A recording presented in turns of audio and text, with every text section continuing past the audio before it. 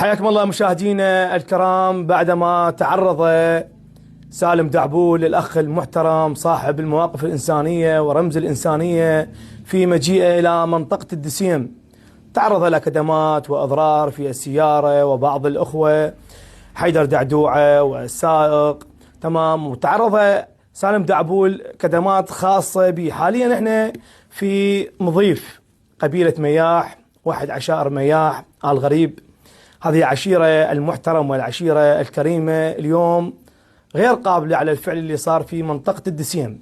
حاليا احنا داخل المضيف، وبعض الشيوخ اللي موجودين وبعض الإخوان المحترمين مع الحفظ والألقاب، كل الناس وكل العشائر اللي موجودة في منطقة الدسيم.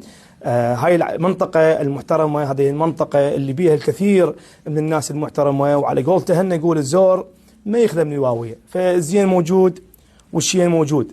فاليوم مع أحد مشايخنا شيوخنا. السلام عليكم. عليكم السلام. شلونك الله حياكم الله. شو أخبارك؟ أهلا وسهلا. إن شاء الله تكون حياكم بخير. الله. الحمد لله الرحمن الرحيم.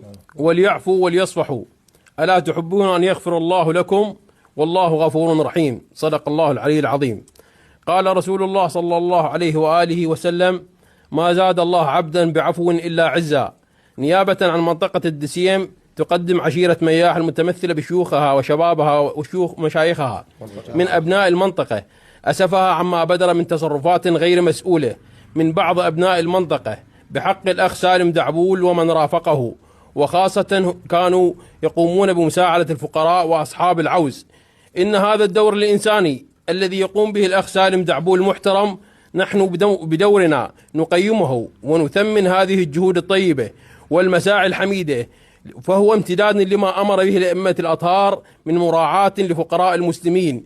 واليوم قبيلة مياح تأخذ على عاتقها دور المسؤولية في المنطقة وتقدم اعتذارها نيابة عن أهالي الدسيم لما بدر من هذه الثلة الغير مسؤولة، وتعلن استعدادها لتحمل كافة الضرر الذي لحق بالكادر، مع معرفتها أن الاعتذار لا يزيد صاحبه إلا رفعة وعزة، وإن الاعتذار يمحو الخطأ كما تمحو مياه البحر الكتابة على الرمال. جمع من عشائر مياح في منطقة الدسيم. شكرا لكم. حياكم الله. أهلا وسهلا. بالتالي اليوم أهالي منطقة الدسيم وقبيلة مياح عمومة من مشايخها وكل الناس اللي موجودين هم غير قابلين على ما صار وعلى الفعل اللي صار في منطقة الدسيم.